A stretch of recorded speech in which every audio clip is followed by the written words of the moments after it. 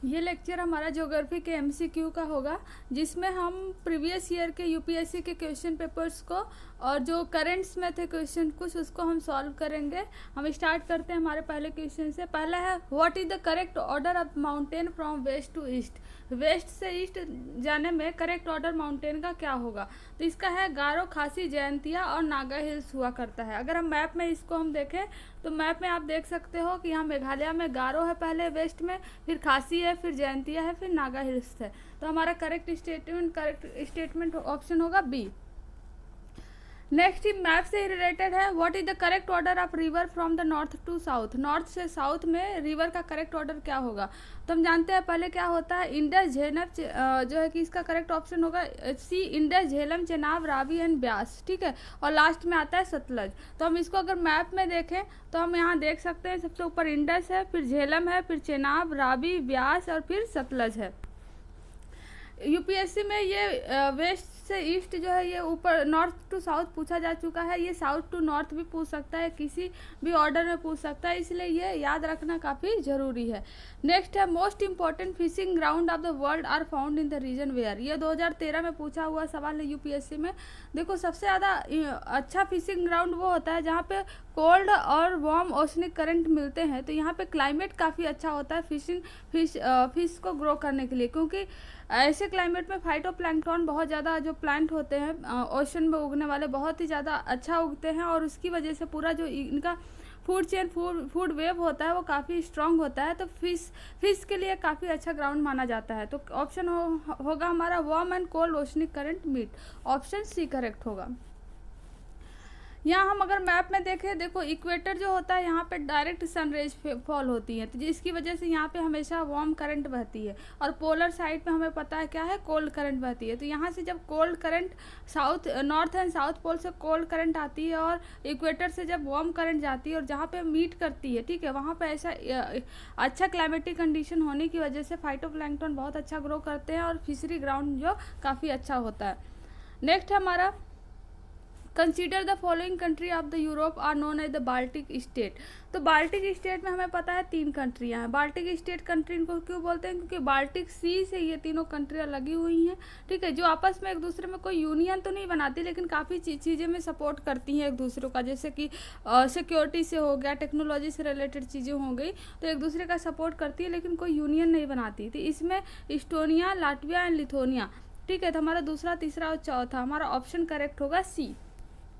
Map में हम देखें तो नॉर्थ में देखो इस्टोनिया, लाटविया, फिर लिथुआनिया, ठीक है। तो ये सीधे पूछ सकता है कि ये बाल्टिक सी के ईस्ट में है, वेस्ट में है, एक सवाल। दूसरा, या तो ये फिर जो है कि मिडिल में कौन है ना, या नॉर्थ से साउथ कौन है, साउथ से नॉर्थ कौन है, तो इसके बारे में पूछा जा सकता है।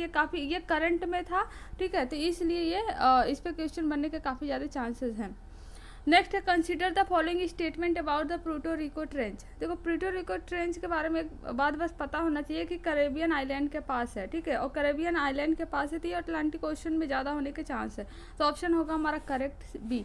अगर हम मैप में इसको देखें तो यहाँ पे देख सकते हो प्यूर्टो रिको ट्रेंच, ये अटलांटिक ओशन है, ये कैरेबियन जो आइलैंड है कैरेबियन सी है, ठीक है। कैरेबियन सी के नॉर्थ में, अटलांटिक ओशन के पास साउथ में ये आपको देखने को मिलेगा प्यूर्टो रिको ट्रेंच। नेक्स्ट है हमारा question, match the following option related to the sea and the ocean. तो पूछ रहा है कि कौन सा जो है सी जो है कौन से ओशन में है, लोकेटेड है। तो कारा सी, आर्कटिक ओशन, लाप्टेव बोल रहा है अटलांटिक, एंड रेड सी बोल रहा है इंडियन ओशन। देखो पहला एंड तीसरा स्टेटमेंट तो ट्रू है, लेकिन जो लाप्टेव सी बोल रहा है कि ये अटलांटिक ओशन में है, ये अटलांटिक ओशन में नहीं, ये आर्कटिक ओशन में है। और ये जो आर्कटिक ओशन में जो कारा सी है इसी के नॉर्थ में है। तो हम इसको मैप में अगर हम देखें, देखो ये है रशिया, ठीक है, और यूरोप के जो कंट्री है यहाँ पे आपको कारा सी देखने को मिलेगा, और इसी के नॉर्थ में लाप्टेव सी, ठीक है। नेक्स्ट हमारा क्वेश्चन आता है, which of the following African river crosses equator twice during its course. तो कौन जो है कि कॉन्गो रिवर जो है ये इक्वेटर को 2 बार काटता है। अगर हम इसको मैप में देखें तो आप यहाँ देख सकते हो ये रिवर है कॉन्गो रिवर, और ये 2 बार काट रहा है इक्वेटर को। नेक्स्ट पूछ रहा है कि recently scientist observe the merger of the giant black hole billions of the light years away from the earth, what is the significance of the observation, ठीक है। तो इस सिग्निफिकेंस इसका यही है कि जब दो ब्लैक होल कोलाइड्स हुए तो उसकी वजह से बहुत ज़्यादा ग्रेविटेशनल वेव्स वगैरह जनरेट हुई, जिसको डिटेक्ट किया गया। तो ऑप्शन इसका करेक्ट होगा बी, ठीक है। अगर हम इसके बारे में थोड़ा सा पढ़ें तो billions of light years ago जो दो ब्लैक होल थे वो आपस में कोलाइड हो गए थे और तभी जो है इसको डिटेक्ट किया गया था, लेकिन अभी इसके ग्रेविटेशनल वेव्स को जो है डिटेक्ट किया गया है। नेक्स्ट है question, consider the following statement, the environment protection act 1986 empower the government of India to. पहला दे रहा है statement, state the requirement of public participation in process of the environmental protection and the procedure and manner in which it's sought. तो ये पहला statement wrong है, क्योंकि यहाँ पे स्टेट नहीं होगा, सेंटर होगा, क्योंकि सेंटर के हाथ में पावर होता है कि इन्वायरमेंटल प्रोटेक्शन एक्ट 1986 के अंदर कैसी चीज़ों को मेंटेन करना है। तो पहला स्टेटमेंट रॉन्ग हो गया। दूसरा बोला, lay down the standards for emission और discharge of environment pollution from the various source. तो सेकंड स्टेटमेंट जो है वो ट्रू है। नेक्स्ट है, कंसीडर द फॉलोइंग स्टेटमेंट। पहला स्टेटमेंट है, as per the law the compensatory afforestation fund management and planning authority exist at the both national and state level. पहले देखो, कंपनसेशन एफॉरेस्टेशन फंड होता क्या है। सपोज कोई प्लेस है और यहाँ पे कोई कंपनी या कुछ इस्टेब्लिश होना चाह रहा है, ठीक है, तो यहाँ के फॉरेस्ट को उसको रिमूव करना पड़ रहा है, तो इस फॉरेस्ट को रिमूव करेगा, लेकिन इसको कंपनसेट करेगा किसी और जगह पे, वो क्या करेगा, पेड़ पौधों को लगाएगा, तो इसको कंपनसेट करना बोलते हैं, ठीक है। तो ये सेंटर और स्टेट लेवल दोनों पे फॉलो होता है। पहला स्टेटमेंट ट्रू है। दूसरा बोला, people participation is mandatory in the compensatory afforestation program carried out under the compensatory afforestation fund act 2016। देखो 2016 तो करेक्ट है, ठीक है, कंपनसेशन एफॉरेस्टेशन फंड 2016 में आया था, लेकिन पीपल पार्टिसिपेशन जो है वो मैंडेटरी नहीं है। तो यहाँ पे statement second is the wrong statement, only first statement is the correct. Option हमारा होगा ऑप्शन ए। नेक्स्ट है question, with reference to the management of the minor minerals in India consider the following statement. तो minor mineral के बारे में पूछा है, काफ़ी ये न्यूज़ में था, तो इस पर सवाल बनने के भी चांसेस हैं मिनरल से रिलेटेड। तो पहला यहाँ पे स्टेटमेंट है, sand is a minor mineral according to the prevailing law is the country. This is the correct. Sand को जो है माइनर मिनरल में जो है काउंट करते हैं। दूसरा है, state government have the power to grant mining lease for the minor mineral but the powers regarding the formation of the rules related to the grant of the minor minerals lies with the central government. देखो ये state government lease पे तो दे ही सकती है, लेकिन state government के पास power भी होता है कि वो लॉ बना सके। तो यहाँ पे जो बोल रहा है कि बस सेंट्रल गवर्नमेंट ही पावर रूल बना सकती है, तो ये स्टेटमेंट रॉन्ग है। Both state and central government can make the law, ठीक है। थर्ड है, state government have the power to frame rules to prevail illegal mining of the minor minerals. तो third statement is true, first is true, option होगा हमारा correct A. Next है, what is the great concern about the microbeads that are release to the environment, ठीक है। तो यहाँ microbeads से related पूछ रहा है। देखो माइक्रोबीड्स क्या होते हैं, जैसे कोई कॉस्मेटिक वगैरह, कोई प्लास्टिक वगैरह की चीज़ें ऐसी यूज़ होती हैं, तो जो छोटे छोटे बीड्स अप टू द 5 जो है माइक्रोन तक बच जाते हैं, उसको माइक्रोबीड कहते हैं। तो इनकी वजह से क्या है कि जो इनको ओशन में डायरेक्ट जब छोड़ दिया जाता है तो यहाँ पे फिल्ट्रेशन करना, फिल्टर करके निकालना बहुत ही मुश्किल है और ये बहुत ज़्यादा वाटर को पॉल्यूट करता है। तो इसका करेक्ट ऑप्शन, ये 4 ऑप्शन है। पहला है, they are consider harmful to the marine ecosystem. Second है, they are consider to cause skin cancer in children. Third है, they are small enough to be observed by the crop plant in irrigated field. D है, they are often found to use the food. ये तीनों statement जो है wrong है। पहला statement true है कि मैराइन इकोसिस्टम को बहुत ही ज़्यादा पोल्यूट कर रहा है, ठीक है। तो इसका जो 5 मिलीमीटर जो माइक्रोबीड्स होते हैं, इनका 5 मिलीमीटर तक लेंथ होता है। अगर इंच में देखें तो 0.2 इंचेज। नेक्स्ट है हमारा question regarding to the wild life and the naturally found, जो है कि नेचुरली कहाँ पे फाउंड होता है। तो वाइल्ड लाइफ पहला है ब्लू फाइंड माहिशर, ठीक है, ये बोलता है कावेरी रिवर में, this is the correct. Second बोला इरावदी रिवर चंबल रिवर में। देखो इरावदी रिवर चंबल रिवर में कहाँ से मिलेगा, ये इनकरेक्ट है। इरावदी रिवर साउथ में और साउथ ईस्ट जो एशियन कंट्री हैं, जैसे मेकोंग रिवर, इरावदी जो रिवर है उसके नाम पे इसका नाम पड़ा है। तो सेकंड स्टेटमेंट जो है रॉन्ग है। इवन इरावदी रिवर जो है गंगा रिवर में भी मिलती है, ठीक है, गंगा एंड मेकोंग रिवर में मिलती है। तो सेकंड स्टेटमेंट यहाँ पर रॉन्ग हो गया। थर्ड है रस्टी स्पॉटेड कैट, ये बोल रहा है ईस्टर्न घाट में, तो ये करेक्ट स्टेटमेंट है। तो ऑप्शन होगा हमारा पहला एंड तीसरा स्टेटमेंट करेक्ट है, ऑप्शन होगा ऑप्शन सी।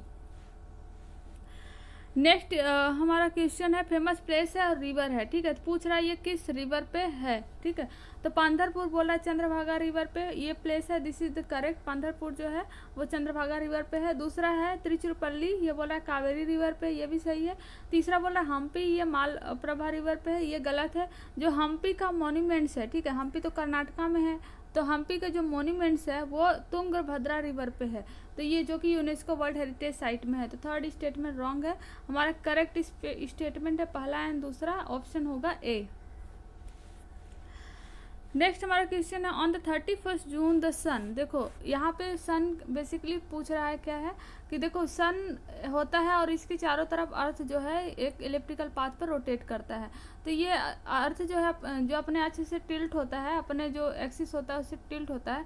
ये दो जो प्लेस होता है वो इक्विनॉक्स बोला जाता है। इक्विनॉक्स का मतलब होता है जहाँ पे सन, जहाँ पे डे एंड नाइट जो है वो उसका लेंथ इक्वली हो, ठीक है। तो यहाँ पे जो है कि अगर इस तरीके से हम देखें तो यहाँ पे सन की जो रेज पड़ेंगी तो यहाँ तक पड़ेंगे, लेकिन आर्कटिक और अंटार्कटिक वाले पार्ट पे सन की रेज नहीं पड़ती, जिसकी वजह से वहाँ पोलर कैप्स होते हैं, मतलब पोलर वहाँ पे ग्लेशियर्स वगैरह होते हैं, आइस वगैरह होते हैं। तो यहाँ पे पहला स्टेटमेंट जो दिया है does not set below the horizon at the Arctic circle, तो ये पहला स्टेटमेंट जो है वो करेक्ट है। नेक्स्ट है रामसर कन्वेंशन साइट से रिलेटेड क्वेश्चन है। पहला यहाँ पे स्टेटमेंट है और पूछ रहा है कौन सा करेक्ट है। पहला है under the Ramsar convention it is the mandatory on the part of the government of India to protect and conserve all the wetland in the territory of the India। देखो वेटलैंड को protect करते हैं लेकिन all the wetland को protect नहीं करते हैं, सभी वेटलैंड को प्रोटेक्ट नहीं करते हैं। कुछ वेटलैंड ऐसे होते हैं जिनका अपना सिग्निफिकेंस होता है जिसकी वजह से उसको प्रोटेक्ट किया जाता है। तो पहला स्टेटमेंट रॉन्ग है, ठीक है। सेकेंड बोला the wetland conservation and management rule 2010 were framed by the government of India based on the recommendation of the Ramsar convention, ठीक है। ये गवर्नमेंट ऑफ इंडिया फॉर्म किया था लेकिन रामसर कन्वेंशन के बेस पे इसको फॉर्म नहीं किया था, इसके कुछ अपने अलग रूल्स हैं, ठीक है। तो ये सेकंड स्टेटमेंट रॉन्ग है, फर्स्ट भी रॉन्ग है। थर्ड बोला the wetland conservation and management rule 2010 also encompassed the drainage area of catchment region of the wetland as the determined by the authority। तो थर्ड स्टेटमेंट जो है true है क्योंकि इसमें ड्रेनेज एरिया वगैरह को भी वेटलैंड में कवर कर सकते हैं जो इंडिया का अपना वेटलैंड आया था 2010 में उसके अकॉर्डिंग, ठीक है। तो ऑप्शन होगा हमारा करेक्ट सी। नेक्स्ट है क्वेश्चन और कुछ ग्लेशियर्स है और पूछ रहा है किस रिवर से निकलता है, ठीक है। तो पहला बोल रहा है कि बांधर पंच ग्लेशियर, इससे बोला यमुना निकलती है, ठीक है। दूसरा बोला बारासिगरी, चेनाब, मिलाप से मंदाकिनी, सियाचिन से नुब्रा और जेमू से मानस। तो इसमें जो हमारा करेक्ट ऑप्शन है ऑप्शन ए है क्योंकि अगर हम देखें जेमू से निकलता है टिस्टा रिवर, सियाचिन से नुब्रा तो करेक्ट है कि यहाँ से नुब्रा निकलता है, लेकिन मिलाम से गौरी गंगा निकलती है, ठीक है। बारासिगरी से चेनाब और बांदरपुर से यमुना निकलता है। तो यहाँ पे हमारा ऑप्शन कौन से करेक्ट होंगे, ऑप्शन करेक्ट है पहला, ठीक है। तो पहला, दूसरा और चौथा मतलब तीसरा और पांचवा स्टेटमेंट रॉन्ग है। नेक्स्ट हम आते हैं नेक्स्ट क्वेश्चन की तरफ। यहाँ कुछ स्टेट का नाम दिया है, ये बेसिकली प्रीवियस ईयर में पूछा गया हुआ सवाल है और जो कि 2017 फॉरेस्ट रिपोर्ट के बेस पे था। तो ये यूपीएससी में ऑलरेडी पूछा जा चुका है तो इसके पूछे जाने के चांस नहीं है, तो हम इसको जो है कि स्किप करते हैं। नेक्स्ट क्वेश्चन है what is the common to the place known as the Aliyar, Isapur and the Kangsabati. बोल रहा है कि ये तीनों में क्या कॉमन है। देखो तीनों के तीनों क्या है, वाटर रिजर्वायर हैं, तो हमारा ऑप्शन करेक्ट होगा ऑप्शन डी। नेक्स्ट है which one of the following groups of the plant was domesticated in the new world and the introduce into the old world, ठीक है। तो ये तो बहुत ही कॉमन सा सवाल है जो कि हिस्ट्री वगैरह में भी हम पढ़े हुए हैं। तो इसमें टोबैको, कोकोआ एंड रबर को जो है ये न्यू वर्ल्ड से ओल्ड वर्ल्ड में इंट्रोड्यूस किया गया था, जबकि ब्रिटिशर्स और पोर्तुगीज वगैरह इंडिया में या इधर ओल्ड वर्ल्ड में आए हुए थे तब। नेक्स्ट हम देखें क्वेश्चन है the Paraguay is bordered by which of the following country. देखो पराग्वे ये जो इस जगह है ये भी न्यूज़ में था, तो मैप बेस्ड क्वेश्चन बनने के काफ़ी ज़्यादा चांस है। तो जो पराग्वे है वो अर्जेंटीना से सराउंडेड है, ब्राज़ील से सराउंडेड है और बोलीविया से सराउंडेड है। उरुग्वे से सराउंडेड नहीं है। हमारा करेक्ट ऑप्शन हो जाएगा सी। हम मैप में इसको देख लेते हैं। देखो यहाँ पे पराग्वे है, यहाँ पे बोलीविया इसको टच कर रहा है, ब्राज़ील टच कर रहा है, ठीक है, अर्जेंटीना टच कर रहा है, लेकिन यहाँ पे चिली, पेरू और उरुग्वे इसको टच नहीं कर रहे हैं। तो इसको टोटल 3 कंट्री जो है सराउंड किए हुए हैं, ठीक है। ये एक लैंड लॉक कंट्री है, ठीक। यहाँ पे पराग्वे और बोलीविया जो है 2 लैंड लॉक्ड कंट्री हैं साउथ अमेरिका में। नेक्स्ट है which of the following constitute the highest human source of the methane. तो कह रहा है मीथेन का सबसे ज़्यादा ह्यूमन सोर्स इसमें से कौन सा है। तो इसमें फॉसिल फ्यूल प्रोडक्शन और यूज जो है ये सबसे ज़्यादा मीथेन का प्रोडक्शन करते हैं, CH4 का प्रोडक्शन करते हैं। ऑप्शन होगा करेक्ट डी। नेक्स्ट है हमारा question which of the following are the Agasthyamalai biosphere reserve. कह रहा है कि अगस्थ्यमलैया बायोस्फीयर रिजर्व, देखो बायोस्फीयर रिजर्व में क्या होता है कि national park, wild life sanctuary सबको मिला के बायोस्फीयर रिजर्व एक बिग प्लेस होता है। तो यहाँ पे जो पहला ऑप्शन है करेक्ट है, क्योंकि near Peppara sanctuary, wild life sanctuary and the Kalakad Mundanthurai tiger reserve ये सारे के सारे अगस्थ्यमाला बायोस्फीयर रिजर्व में आते हैं। इसको हम टाइगर रिजर्व में ऑलरेडी हम डिस्कस कर चुके हैं, जो हमारा फर्स्ट लेक्चर था उसमें। नेक्स्ट है in the context of which of the following do some scientist suggest the use of cirrus cloud thinning techniques and the injection of sulphate aerosol into the stratosphere.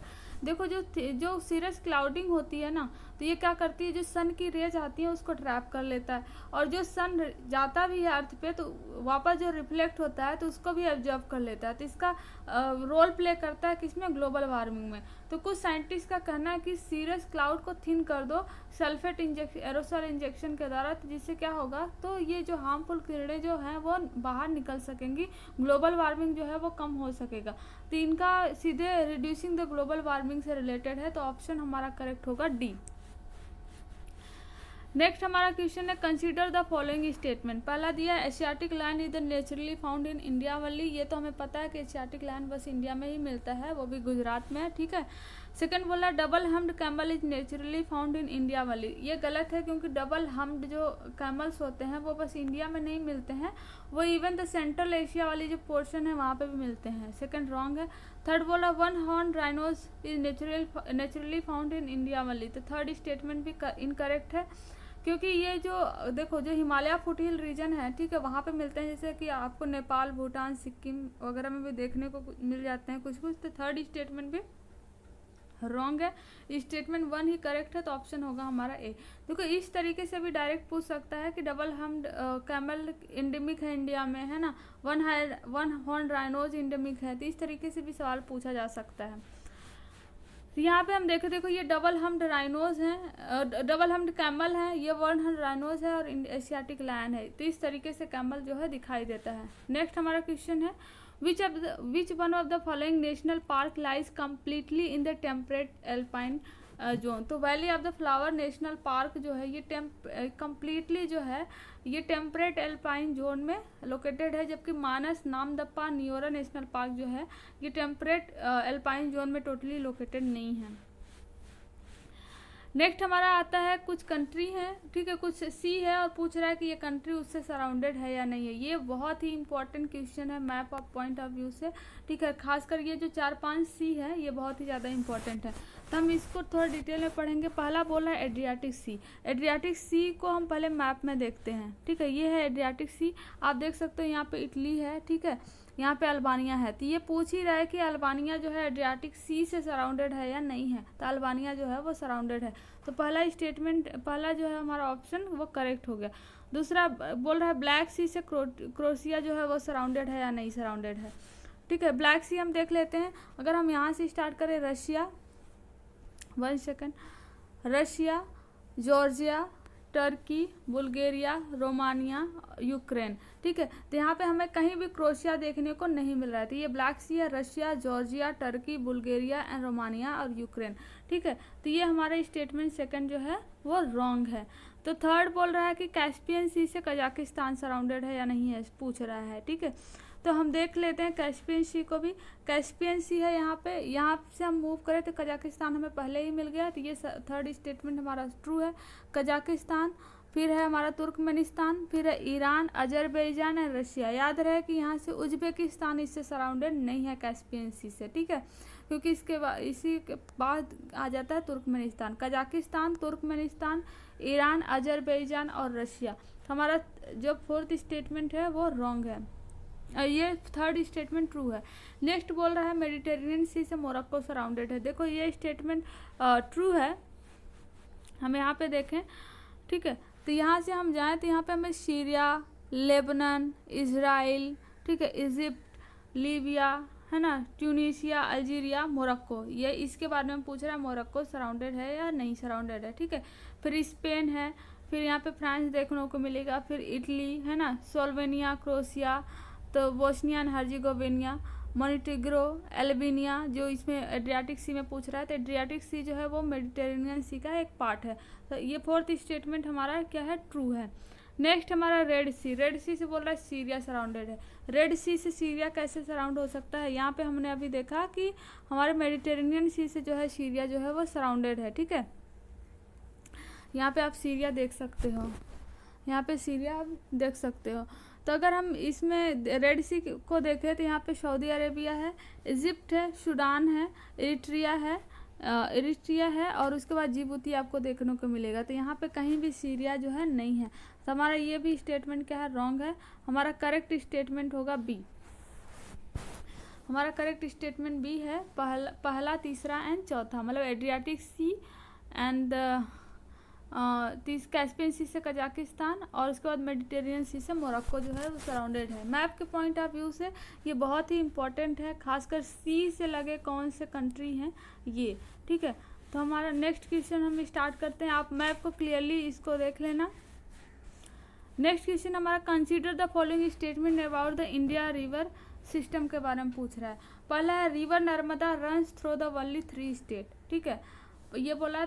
Second है Kaveri river basin cover 3 state and union territory. देखो river Narmada 3 state में पता है, क्योंकि हमें पता है कि ये एमपी में ओरिजिनेट होता है, फिर महाराष्ट्र और उसके बाद गुजरात से होके जाता है।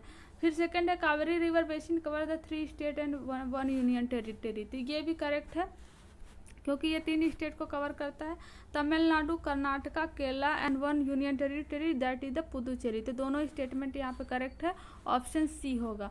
नेक्स्ट है which of the following ports is not located in the bay of Bengal. कह रहा है बे ऑफ बंगाल में पोर्ट कौन सा लोकेटेड नहीं है। इसको सॉल्व करने के लिए पहले हम मैप को एक बार देखते हैं। यहाँ पे बे ऑफ बंगाल है, यहाँ पे अरेबियन सी है, यहाँ पे आप देख सकते हो कोलकाता पोर्ट है, पारादीप पोर्ट है, ये सारे मेजर पोर्ट्स हैं, ठीक है। विशाखापट्टनम, इन्नौर, उसके बाद आता है चेन्नई एंड तूतीकोरिन, ठीक है। तो यहाँ पे आपको और इस ये जो वेस्ट कोस्ट पे ये हमारा मतलब बे ऑफ बंगाल में जो पोर्ट है, यहाँ पे हम देखते हैं ऑप्शन में क्या करेक्ट है। पारादीप है, तूतीकोरिन है, चिटागोंग भी है। चिटागोंग जो है चिटागोंग भी आपको 1 सेकेंड, ठीक है। तो लेकिन यहाँ पे आपको देखने को जो मुंद्रा है वो नहीं मिलेगा, क्योंकि मुंद्रा जो है गुजरात का पोर्ट है। यहाँ पे आप देख सकते हो गुजरात के कोस्ट का जो है मुंद्रा पोर्ट यहाँ पे लोकेटेड है। तो हमारा यहाँ पे अगर हम देखें कौन सा ऑप्शन करेक्ट है, तो ऑप्शन हमारा होगा पारादीप, तूतीकोरिन एंड चिटागोंग। तो यहाँ पे हमारा पूछ रहा कौन सा लोकेटेड नहीं है, तीसरा लोकेटेड नहीं है, तो ऑप्शन हमारा होगा 2 ओनली, सी। ऑप्शन करेक्ट होगा सी। नेक्स्ट क्वेश्चन की तरफ हम मूव करते हैं। अगला हमारा है, पूछ रहा है consider the statement about the Brahmani river. तो ये जो इतने सवाल है जिसको हम सॉल्व किए, ठीक है, और बाकी रेस्ट ऑफ द क्वेश्चन को जो प्रीवियस ईयर में है, प्रीवियस ईयर में पूछे गए हैं और जो करंट में थे उसको हम अगले लेक्चर में सॉल्व करेंगे।